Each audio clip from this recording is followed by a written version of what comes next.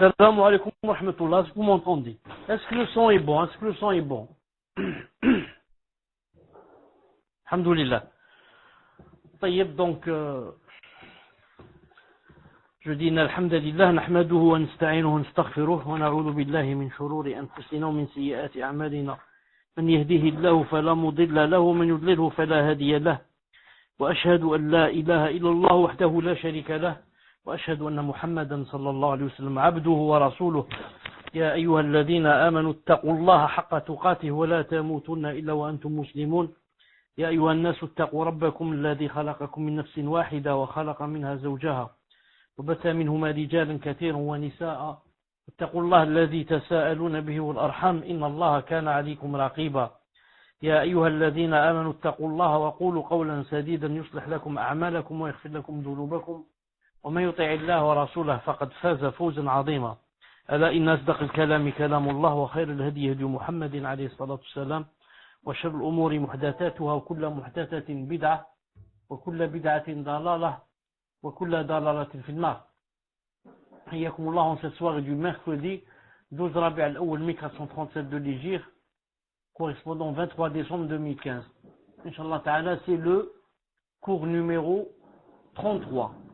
Dans le mal et le remède de Ibn al-Qayyim rahimahullah ta'ala. Et comme vous avez remarqué que j'ai un peu retardé car je n'ai pas pu me connecter.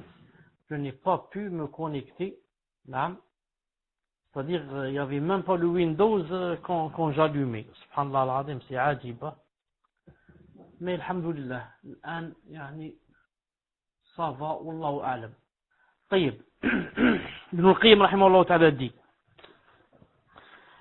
n'aura pas estimé Allah Azza wa Jalla à sa juste valeur celui qui prétend qu'il ne donne pas la vie et la mort,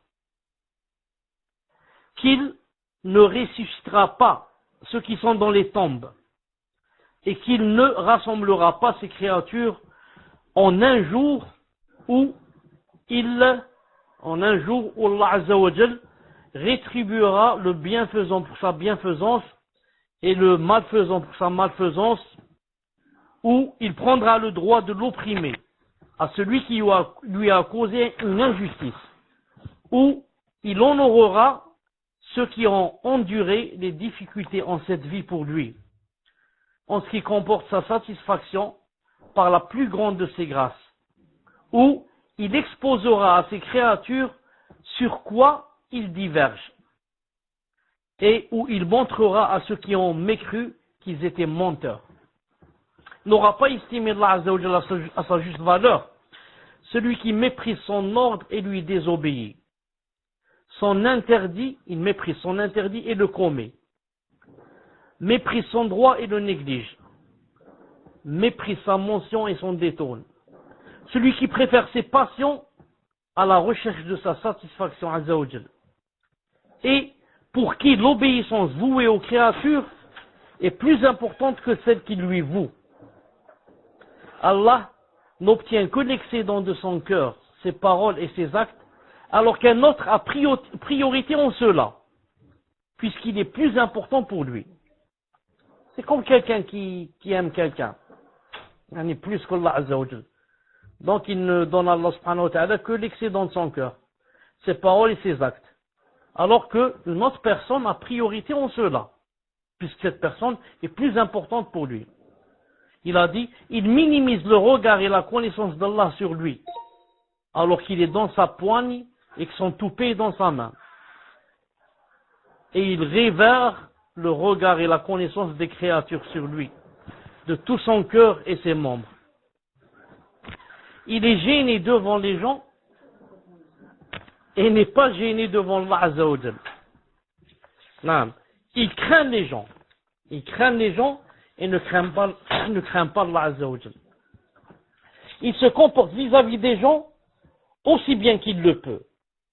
Et il se comporte vis-à-vis d'Allah subhanahu wa ta'ala de la manière la plus vile et méprisable qu'il puisse.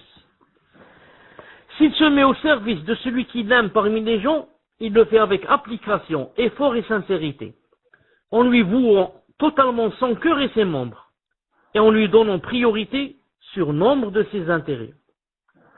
Et si par contre, et s'il veut respecter un droit de son Seigneur, si la prédestination l'y aide, il le fait d'une manière que les gens n'accepteraient pas. Et il lui accorde à Allah Azza wa Jal de ses biens ce qu'il serait gêné de donner à une autre personne. Celui qui a agi ainsi, a-t-il estimé Allah Azza wa Jal à sa juste valeur? A-t-il estimé Allah Azza wa Jal à sa juste valeur celui qui associe à Allah Azza wa Jal son ennemi en ce qui est son droit exclusif, comme vénération, glorification, obéissance, humiliation, soumission, peur et espoir?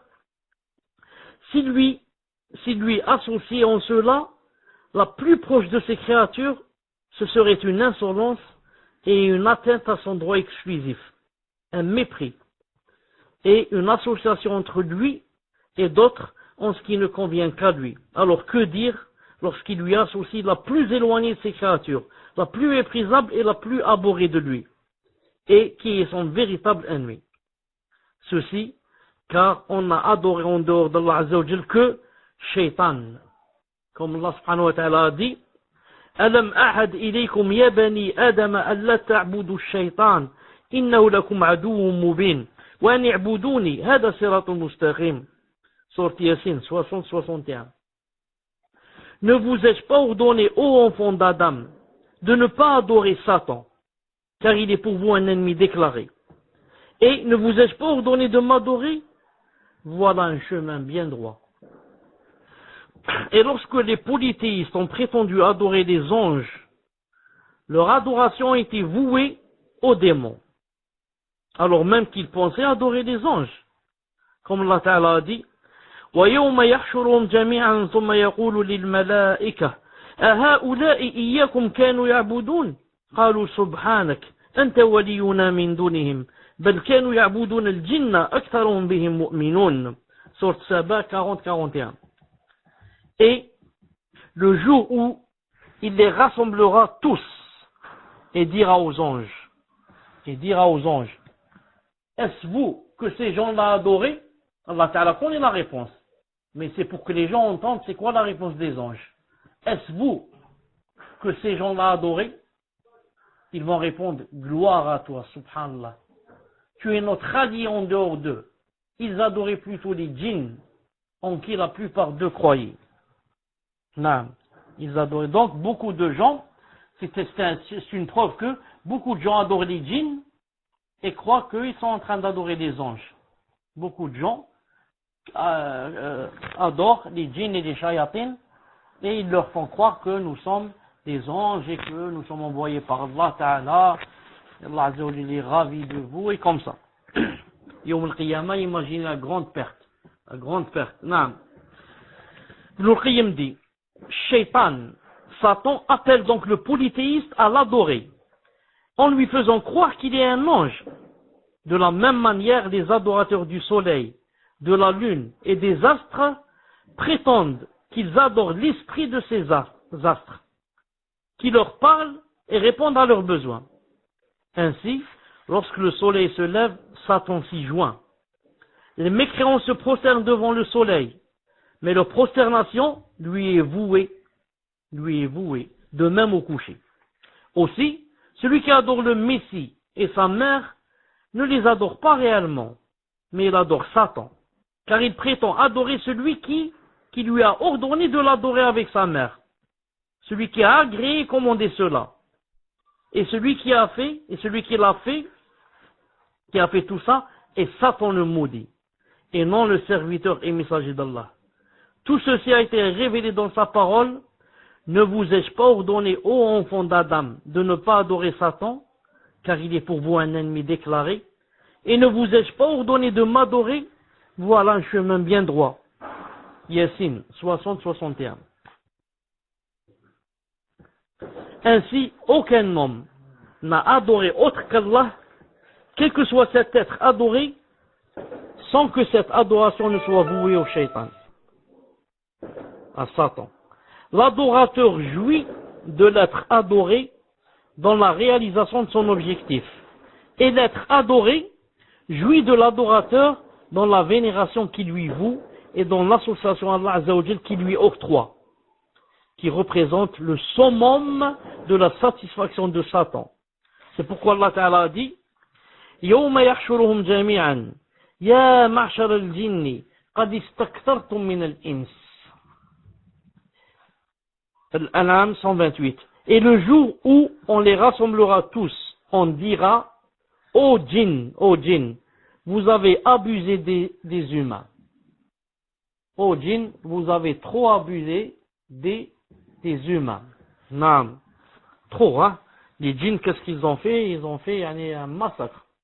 Naam. Ils ont même poussé certains gens à les adorer. En leur sacrifiant des bêtes, en buvant le sang des bêtes mortes, en faisant mille et une choses. Et vous savez maintenant qu'il y a ce qu'on appelle les adorateurs de Satan. Non, des adorateurs de Satan.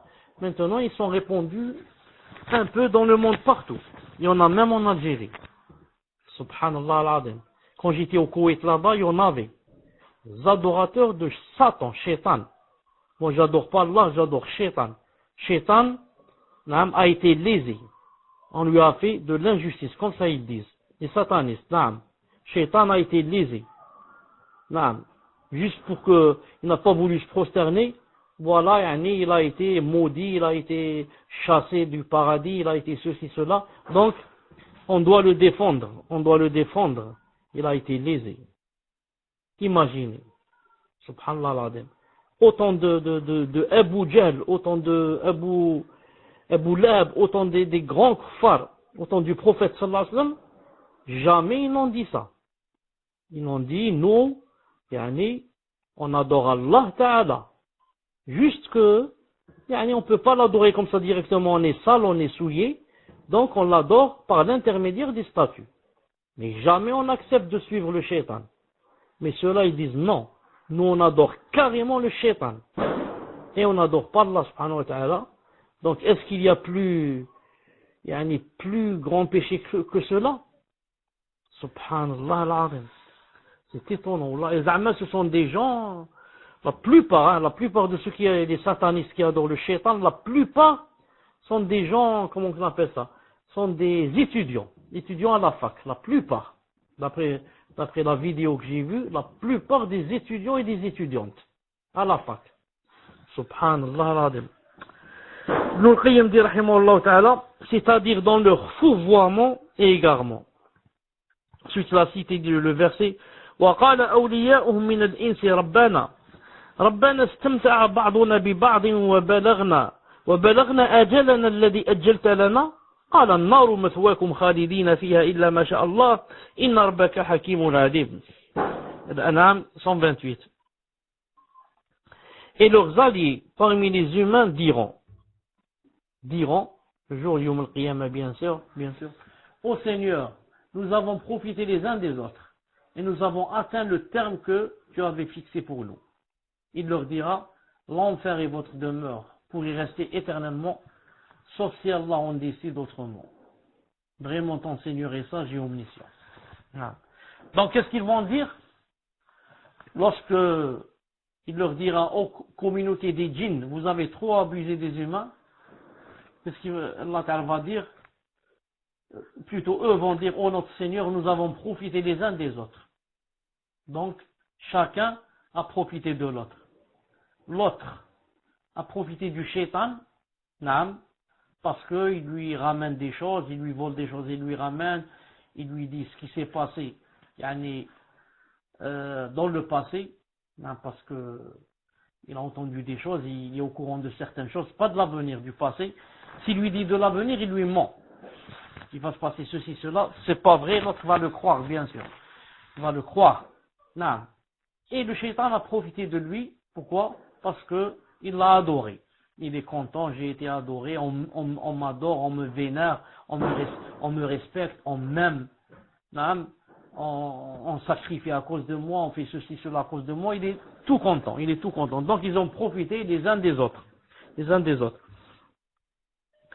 Ibn al-Qayyim rahimahullah ta'ala dit, ceci est une allusion concise à la raison pour laquelle le polythéisme est le plus grand des péchés majeurs auprès d'Allah, qu'il n'est pas pardonné sans repentir, qu'il entraîne l'éternité dans le châtiment, et que son caractère illicite et son abomination ne sont pas uniquement dus à son interdiction, mais il est possible qu'Allah Azza wa Jal légifère pour ses serviteurs une adoration pour autre que lui.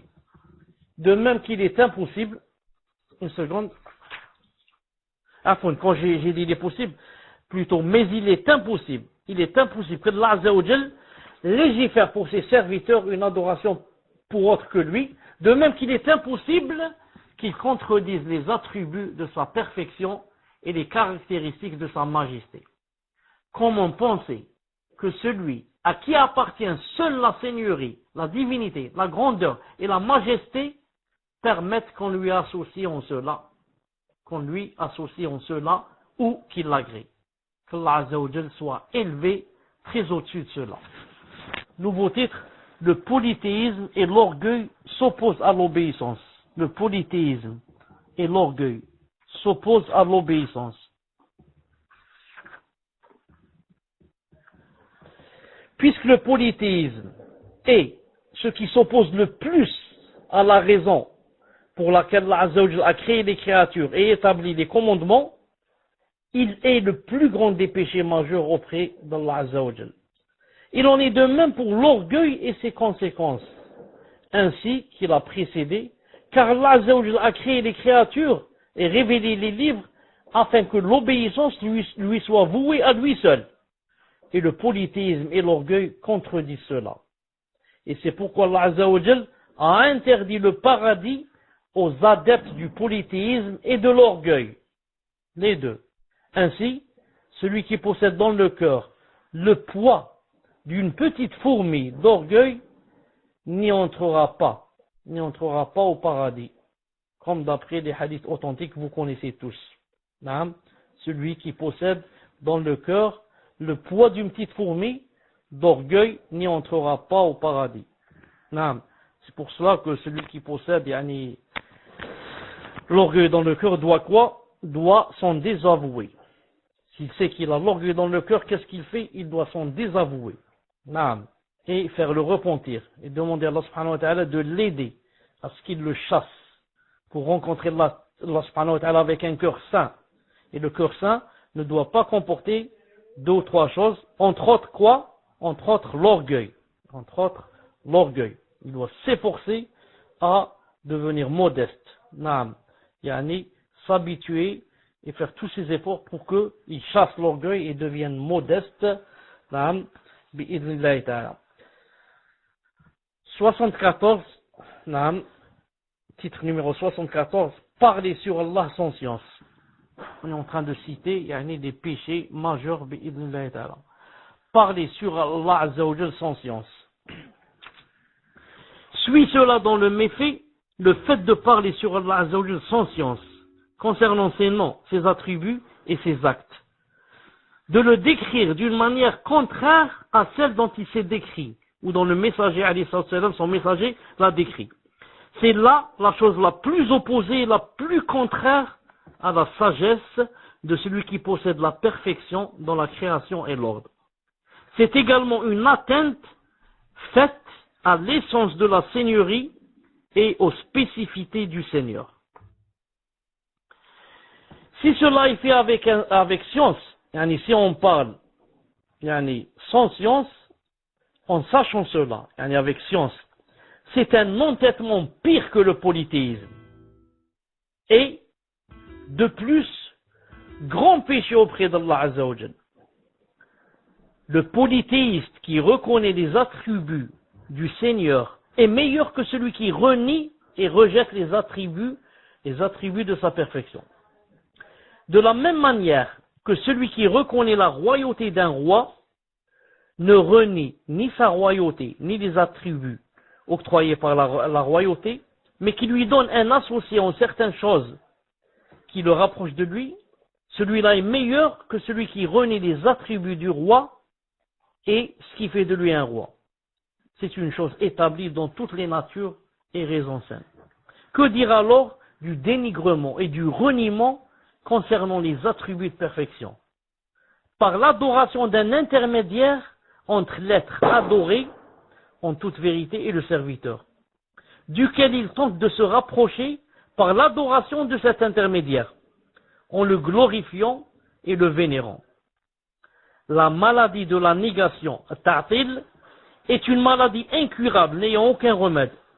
C'est pourquoi Allah Azza wa Jalla a mentionné du leader des négateurs, c'est-à-dire Pharaon, le pharaon, qu'il renia ce dont Moussa l'informa lorsqu'il lui dit que son Seigneur était au-dessus des cieux. Il a dit وقال فرعون يا هامان ابني لي صرحا لعلي أبلغ الأسباب السماوات فأطلع إلى إله موسى وإني لأظنه كاذبا. Sourate Ghafir 36-37. Et Pharaon dit, ô Haman, bâtis-moi une tour, peut-être atteindrai-je les voies des cieux. Non, les voies des cieux, et apercevrai-je le Dieu de Moïse. Mais je pense que celui-ci est un menteur. Ce qui prouve que Moussa alayhi salam lui a dit que Allah Azza wa Jal se trouvait au-dessus des cieux. Pharaon a dit, je pense que Moussa est un menteur. Moussa, c'est-à-dire Allah Ta'ala, n'est pas au-dessus des cieux. Allah Ta'ala est partout. Cheikh Abu Hassan al-Ash'ari, rahimahullah Ta'ala, a argumenté contre les négateurs par ce verset dans ses ouvrages. Et nous avons mentionné ses propos en d'autres endroits. Ibn al-Qayyim, rahimahullah Ta'ala, dit, le fait de parler sur Allah sans science et le polythéisme sont corrélatifs.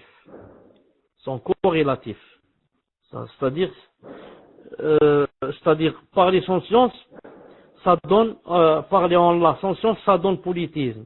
Et le polythéisme donne aussi le fait de parler sur Allah Ta'ala sans science.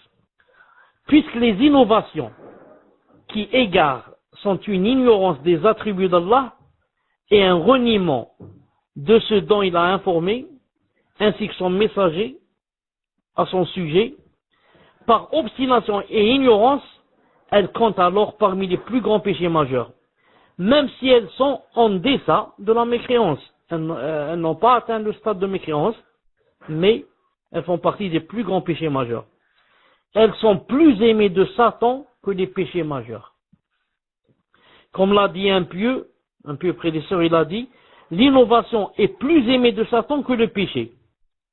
Car on se repent du péché alors que on ne se repent pas de l'innovation. Donc l'innovation est plus aimée de Satan que le péché.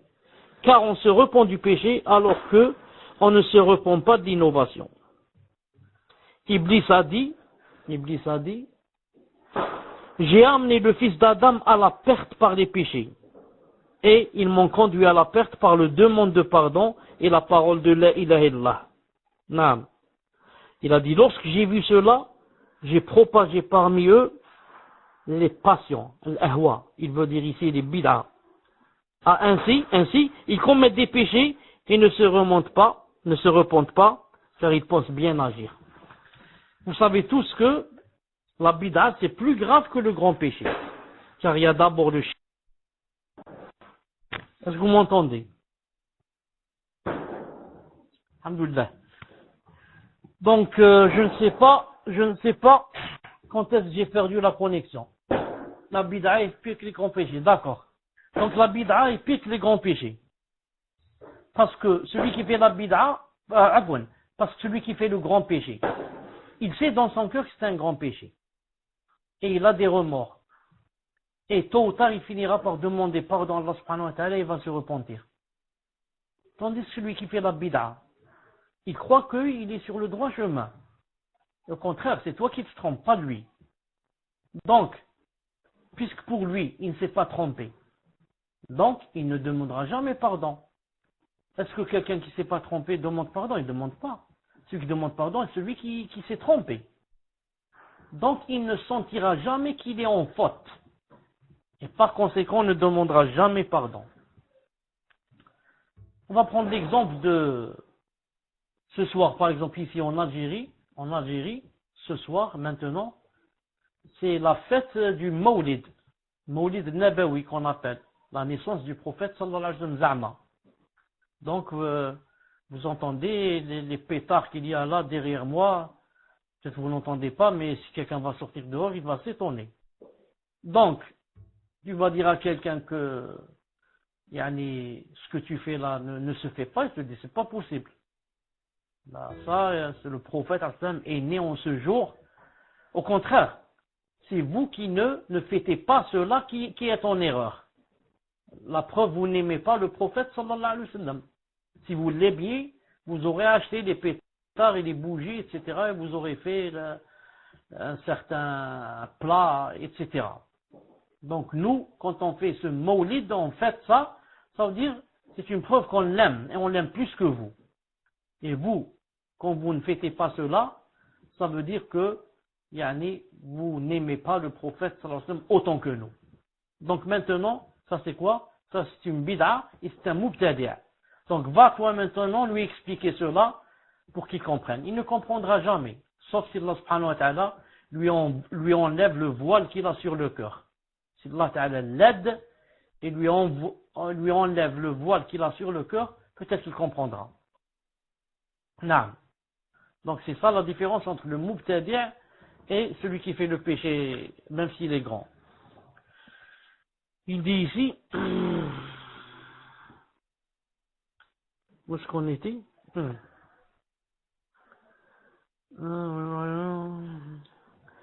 Il est connu, écoutez bien, il est connu que le pécheur ne cause de tort qu'à sa personne. Il est connu que le pécheur ne cause de tort qu'à sa personne, alors que l'innovateur cause du tort à autrui. L'épreuve de l'innovateur concerne un fondement de la religion, alors que celle du pécheur naît des passions. Le pécheur, pourquoi il a bu de l'alcool? C'est ses passions qui l'ont poussé. Alors que l'innovateur, pourquoi il a fait ça? C'est à cause de la religion. Il a d'après lui, quelque chose dans la religion qui l'a poussé à faire cela, alors qu'il n'y a pas, ça n'existe pas. Donc, sa faute se trouve dans la religion, alors que l'autre, sa faute se trouve dans les passions, c'est tout. Il dit, alors que celle du pécheur n'est des passions, l'innovateur obstrue, fait un obstacle aux gens la voie droite d'Allah Azza wa Jal. Alors que pour le pécheur, il n'en est rien. Le pécheur, au contraire, il peut même boire de l'alcool et t'avertir, te dire, attention mon fils, il ne faut pas boire de l'alcool, c'est pas bien.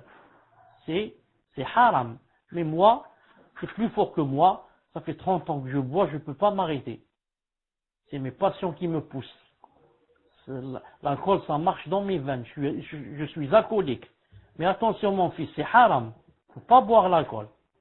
Tandis que le mubtadi', non. Le mubtadi', il te dit, toi tu es un égaré. Nous on fête le mawlid d'aujourd'hui, toi tu ne le fêtes pas. Vous n'aimez pas le prophète sallallahu alayhi wa sallam.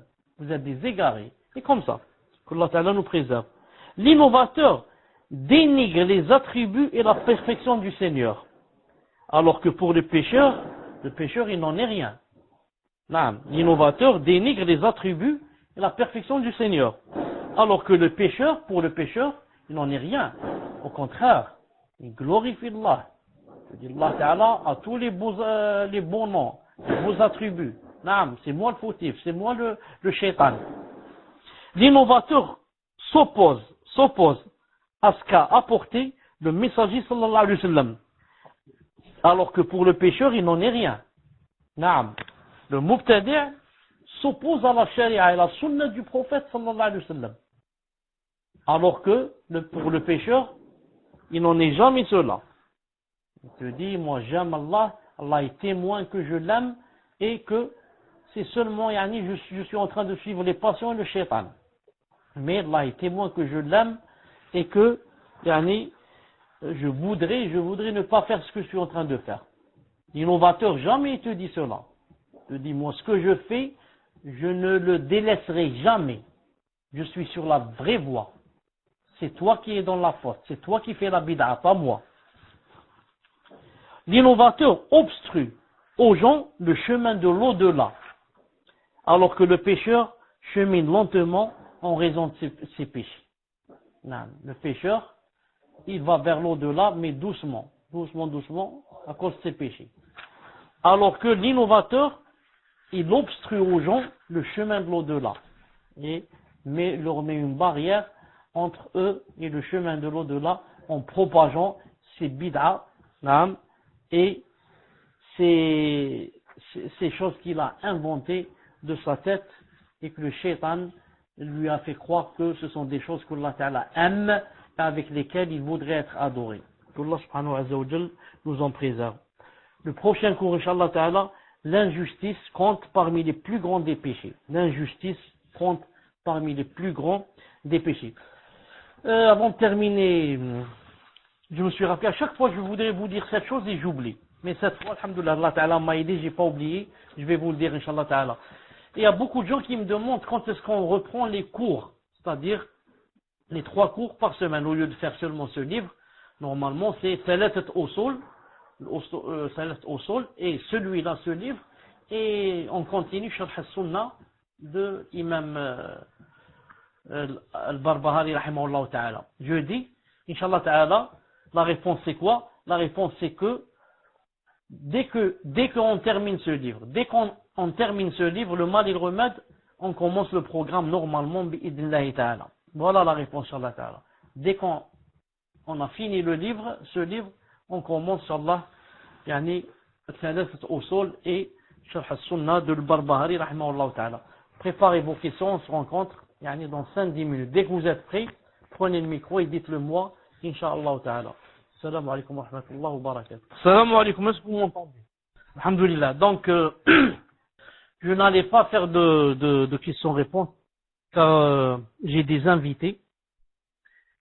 Et ensuite, j'ai dit, ma'alish, je vais faire, Inch'Allah ta'ala, je vais répondre aux 5 premières questions, bi'idnillahi ta'ala. Taïeb, c'est quoi la première question?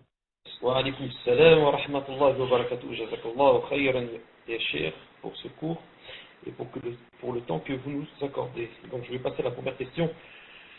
Question qui demande, Hafizakumullah Cheikh, Allah vous rétribue en bien ainsi que les admins. Je sais que ma question peut être hors sujet du cours, mais elle est très importante. Demain, les gens vont célébrer Mawlad al-Nabawi. Allahu musta'an.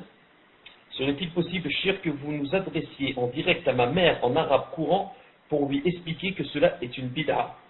Car malgré les preuves que j'ai pu lui apporter, elle reste accrochée à cela, prétextant que tout le monde fête la tradition, au point où elle pense que je suis extrémiste et elle a des propos inappropriés à mon égard. Cette intervention serait très importante car cela la toucherait fi haqq bi'idhnillah. Et ainsi que mes frères et sœurs qui ne veulent pas la fêter tout comme moi. J'aimerais savoir quel comportement adopter face à cette situation envers ma maman, car j'ai l'appréhension du lendemain, car j'ai peur de causer des disputes au sein de ma famille. Excusez-moi pour la longueur de ma question. Jazakallahu khayran kathiran. Tafaddal ya Cheikh wa jazakallahu khayran. Quand elle a dit en arabe dialectal, ça veut dire en arabe algérien ou autre chose? Déjà algérienne, bien sûr. Algérien. بسم الله الرحمن الرحيم والصلاة والسلام على أشرف المرسلين. هذا المولد النبوي هذا العلماء يقولوا باللي بدعة. واش حب يقول بدعة؟ يحب يقول باللي الرسول صلى الله عليه وسلم ما وصاش، ما قالش كي نموت مثلا نديروا عليا هكذا. ثانيا واش الدليل باللي هذا ما كش منه؟ واش الدليل؟ احنا زعما نحبوا الرسول عليه الصلاة والسلام اكثر من اللي يحبوه الصحابة، اكثر من اللي يحبوه التابعون والتابعون التابعين؟ ابدا. ما كاش واحد من الصحابة رضي الله تعالى عنهم احتفل بالمولد تاع النبي صلى الله عليه وسلم. المولد هذا بدا في وقت الشيعة الفاطميين، في وقتهم 300 ولا 400 سنة بعد النبي عليه الصلاة والسلام اللي داروه في وقت الشيعة بدا.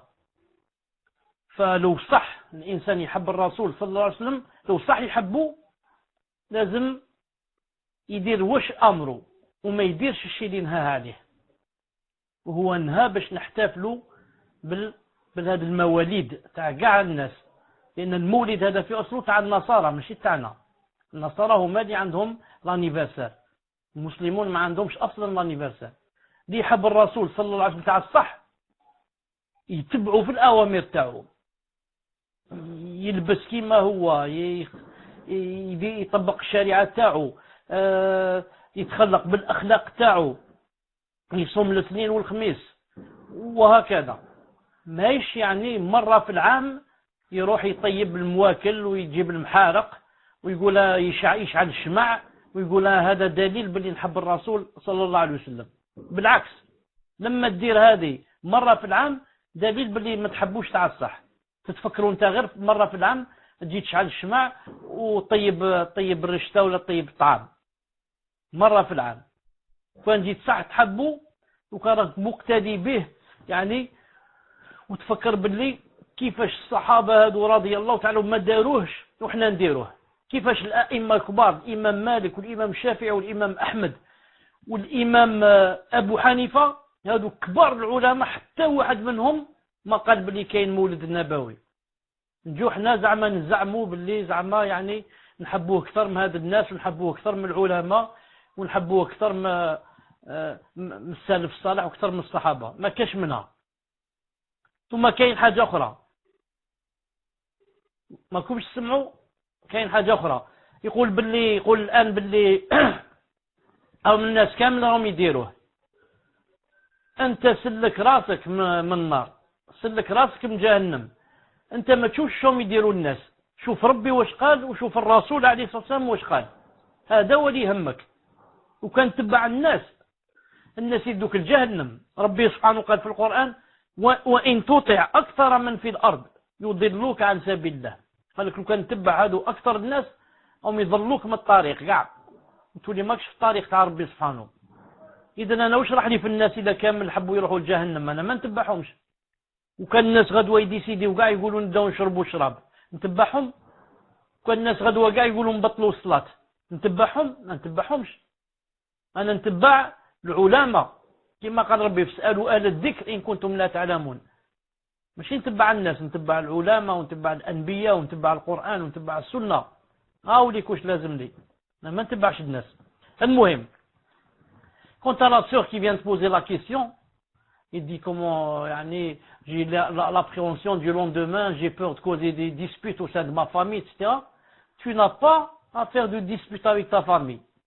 Ta famille, tu leur montres les dalils, ils acceptent, alhamdoulilah. Ils acceptent pas, alhamdoulilah aussi ala kulli hal. C'est contre eux. C'est contre eux. Et toi, tu as fait ce qu'il fallait faire. Donc, celui qui veut fêter, il est libre. Moi, je veux pas qu'il fête. Mais s'il veut fêter, il est libre. Moi, je m'éloigne de lui, c'est tout. Je reste pas dans la chambre où il fête. S'il faut le manger du maulid, je mange pas. Et comme ça, c'est tout. Moi, maintenant, je viens de rentrer dans la cuisine pour manger. J'ai trouvé mon fils, Naam, il a ramené, moi je savais pas, j'ai trouvé quelque chose qu'on fait spécialement pour le maulid. Ça s'appelle, ici en Algérie, ça s'appelle le rishta. Quelque chose de vraiment bon à manger. Il y avait une cuisse de poulet. Déjà j'avais faim. J'ai dit alhamdoulilah, alhamdoulilah. Je me suis assis, ensuite lui il m'a rappelé, il m'a dit je viens de ramener ça des voisins, aujourd'hui c'est maulid. Il m'a pas dit ça parce que c'est haram pour qu'on mange pas, mais c'est pour que moi je mange pas. Et lui il mange le poulet. المهم j'ai pas mangé. Ah, j'ai dit Allahu Akbar, alhamdoulilah que tu m'as rappelé ça. Alhamdoulilah que tu m'as rappelé ça. Et j'ai pas mangé alors que dans mon cœur je voulais manger, mais comme dit Cheikh Ibn Uthaymin, tout repas qu'on prépare à cause d'une bid'a, il faut pas en manger. Il faut pas en manger. J'ai mangé un peu de soupe, alhamdoulilah. Ça me suffit. Un peu de soupe, mieux que un peu de soupe. Et le ravissement d'Allah, mieux que manger du poulet et avoir Allah subhanahu wa ta'ala en colère contre lui. Non. Et mon fils a essayé de dire que lui, il ne savait pas et sa niya était bonne et que il a juste demandé à son ami qu'est-ce qu'il a mangé et c'est tombé que il y avait ce manger avec du poulet. Donc pour lui, c'est pas il a mangé mais pas à cause du maulid et comme ça. Non. Donc pas de dispute. Moi, j'ai dit on mange pas ça. Et moi je mange pas. Et je t'ai dit que, comme je lui ai dit, Jahannam, elle est entourée de quoi? Entourée de passion. Et le paradis entouré de makalih, des choses qu'on n'aime pas. Donc, si tu manges, non, les poulets, etc., c'est bon, c'est ça Jahannam justement. Al-Muhim, voilà, Inch'Allah Ta'ala, la réponse, bi'idhillah Ta'ala, je ne fais aucune dispute. Je montre seulement aux gens, voilà ce qu'il faut faire, voilà ce qu'il ne faut pas. Celui qui est yani, convaincu, alhamdoulilah, il n'est pas convaincu, c'est plus fort que moi, je ne peux pas le convaincre. Maintenant, si je le commande, d'accord.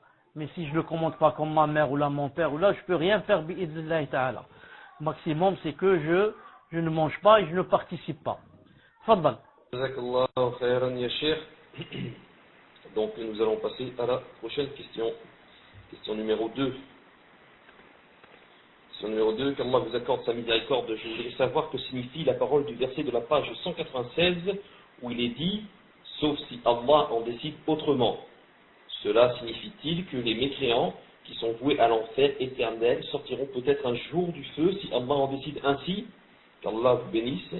Tafaddal ya Cheikh wa jazakallahu khairan. Certains, c'est comme ça qu'ils ont dit. Certains, c'est comme ça qu'ils ont dit. Entre autres, Ibn al-Qayyim, rahimahullah ta'ala, qui est de l'avis que l'enfer, un de ces jours, il va finir et il n'y aura plus d'enfer.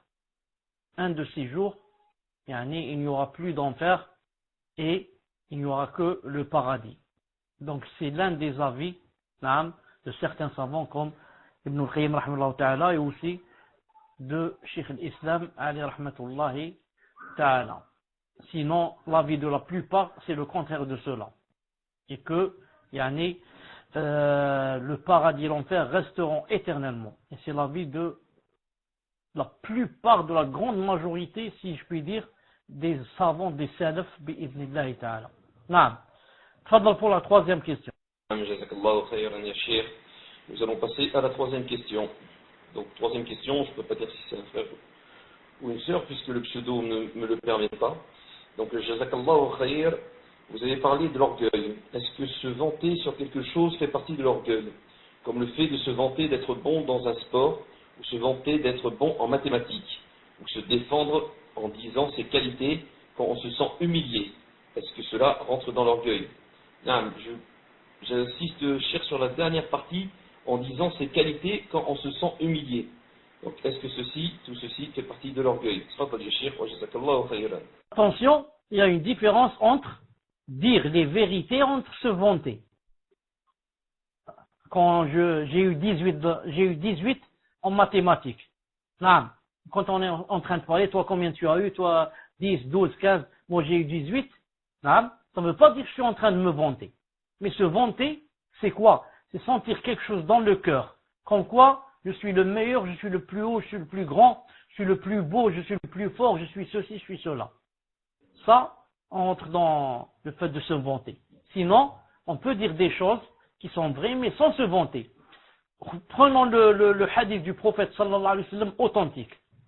Lorsqu'il parlait de son oncle Abu Talib, il a dit « Lawla ana, la kana fi ad-darki al-asfal min an-nar » Il a parlé de son oncle, il a dit que il sera le moins châtié au Qiyamah. Il a dit, si ce n'était moi, il serait dans le plus bas fond de Jahannam. Si ce n'était moi. Est-ce qu'ici il est en train de se vanter? Si ce n'était moi, non, mais c'est ça la vérité. Si ce n'était pas moi, le fait que je sois prophète et que que j'ai fait pour lui une intercession spéciale, il serait dans le plus bas fond de Jahannam. Donc il faut faire la différence entre quand on dit une vérité, juste pour la dire, et quand on dit une chose en l'accompagnant de certains sentiments dans le cœur qui font que on voudrait se montrer qu'on est le plus haut, le plus grand, le plus respecté, le plus ceci, le plus cela. Wallahu ta'ala alam. Tfaddal. Vous m'avez fait rire quand vous avez dit je suis le meilleur, je suis le plus beau, je suis le plus fort. Je me suis dit, attention qu'ils ne découpent pas cette partie et après ils disent, regardez, Cheikh Chalabi est en train de se vanter. Il ne faut pas l'écouter. Allahu Akbar. Je vais passer à la quatrième question qui dit qu'Allah récompense le Cheikh ainsi que les genuines. Comment expliquer à une personne qui défend une innovation et qui, lorsqu'on lui rapporte une parole des savants sur le Maoulid, par exemple, elle argumente en disant qu'il ne faut pas trop écouter les savants mais se baser sur le Coran et le prophète sallallahu alayhi wa sallam. تفضل يا شيخ وجزاك الله خيرا. qu'Allah récompense un ainsi que les adultes. Comment expliquer à une personne qui défend une innovation et qui, lorsqu'on lui rapporte une parole des savants sur le Mawlid par exemple, elle argumente en disant qu'il ne faut pas trop écouter les savants, mais se baser sur le Coran et le prophète sallallahu alayhi wa sallam. On dit à cette personne, il n'y a pas plus grand jahil que toi. Comme ça on dit à cette personne. On lui dit, écoute, il n'y a pas plus grand jahil et ignorant que toi. Il va dire pourquoi? Justement, on va lui dire parce que on va appliquer ce que tu as dit toi. Tu as dit qu'il faut seulement se baser sur le Coran et le prophète. Alors le Coran a dit, فَاسْأَلُوا أَهْلَ الذِّكْرِ إِن كُنتُمْ تَعْلَمُونَ. Le Coran a dit, إِن كُنتُمْ لَا تَعْلَمُونَ. Le Coran a dit, il faut demander aux savants. Et toi tu dis, il ne faut pas demander aux savants. Le Coran dit, يَفَعِدْ لَهُ الَّذِينَ آمَنُوا مِنْكُمُ الَّذِينَ أُوتُوا الْعِلْمَ دَرَجَاتٍ. Que Allah Ta'ala élève les savants. Et toi tu dis non, il ne faut pas les écouter. Et le prophète alayhi salam a dit, إِنَّمَا الْعُلَمَاءُ وَرَثَةُ الْأَنْبِيَاءِ. Il a dit, les savants sont les héritiers du prophète. Donc tu vois, le prophète alayhi salam est parti et il a laissé son héritage, ce sont les savants. Et toi tu dis, il ne faut pas écouter les savants. Il n'y a pas plus grand jahil que toi. On dit à cette personne, il n'y a pas plus grand jahil dans le monde plus grand que toi. Naam. Tfaddal. Donc, Cheikh, vous avez dit 5 questions, donc on passe à la 5e et dernière question. Question d'une sœur qui demande, Allah pardonne-t-il à un associateur qui se repent? Car durant votre lecture, j'ai cru comprendre là, quelque personne et quiconque donne à Allah quelque associé commet un énorme péché. Surat 4, verset 48. Jazakallahu khayran. Tfaddal ya Cheikh. Jazakallahu khayran. Naam, il y a certaines bases dans la aqidah qu'il faudrait comprendre par cœur et faire d'elles, les mettre dans le cœur, mettre ces bases dans le cœur et ces règles et faire un nœud, les nouer pour que jamais elles ne quittent le cœur. Ce sont des choses qu'il faut savoir, comme ça par instinct tu dois répondre et dire. Par exemple quoi? Par exemple 2 ou 3 choses. La première, par exemple, que toute personne qui meurt croyante rentrera éternellement au paradis. Par exemple, tout croyant qui meurt croyant, pourquoi je dis qu'il meurt croyant? Car il est possible qu'il soit croyant et avant de mourir, il a annulé sa croyance. C'est comme les ablutions. Tu as les ablutions, ensuite, à 5 minutes avant de prier, tu perds les ablutions. Un gaz ou bien en allant aux toilettes. Alors, toute personne qui meurt, muwahid, croyant, sa dernière demeure sera le paradis éternellement. Ça, c'est une règle qui n'a pas d'exception. Il n'y a pas un croyant qui meurt sur la croyance qui ne rentrera pas au paradis éternellement. Bien sûr, il se peut que, avant de rentrer au paradis, il passe par l'enfer. Ça, c'est autre chose. Mais la finalité, c'est qu'il sera éternellement au paradis. Deuxième règle, il n'y a pas quelqu'un qui meurt associateur ou bien polythéiste, associateur veut dire polythéiste, ou bien kafir, mécréant tout court, sans qu'il ne soit éternellement en enfer. Il n'y a pas.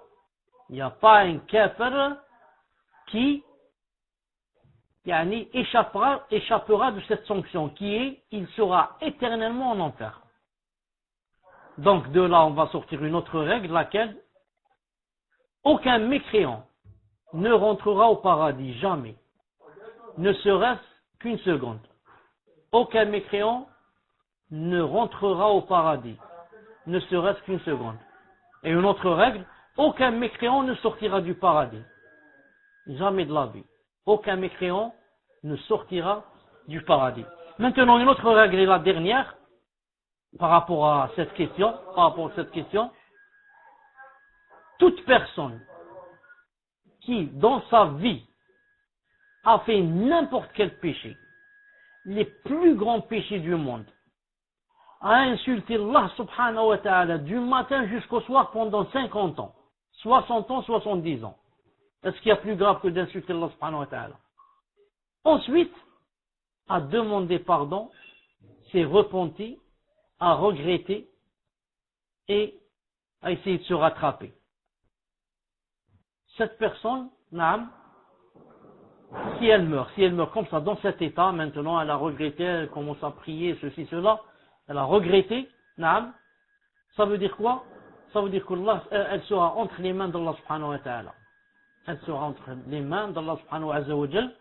Pourquoi? Elle est morte dans la croyance. Muwahid. Naam. Elle s'est repentie.